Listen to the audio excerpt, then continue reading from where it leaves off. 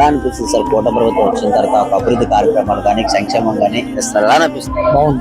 ఇది చాలా పాజిటివ్ గా వెళ్తుంది. అభివృద్ధి మీద చంద్రబాబు నాయుడు కష్టపడడం, ఆ విధంగా ప్రజల్లోకి పవన్ కళ్యాణ్ తీసుకెళ్లే విధానం కూడా 3 ఏరియాల్లో అలా రాయలసీమ అని ఇలా కోస్తా కానీ ఇలా ఆంధ్ర ఏదైనా సరే ఒక విధంగా అటువైపు ఎలక్ట్రానిక్స్ అని ఇటువైపు సాఫ్ట్వేర్ అని మధ్యలో రాజధాని డెవలపింగ్ అని ఇవన్నీ కూడా బిల్డ్ అయిపోతే ఒక విధంగా చూస్తే పబ్లిక్ కి రానున్న యూత్ కి చాలా వరకు ఉపయోగపడుతుందని నేను అనుకుంటున్నాను. ప్లస్ ఎందుకంటే లాస్ట్ 5 years అనేది ఈ రాష్ట్రానికి వాల్యుబుల్ టైం పోయింది. పీరియడ్ అంతా వేస్ట్ అయిపోయింది.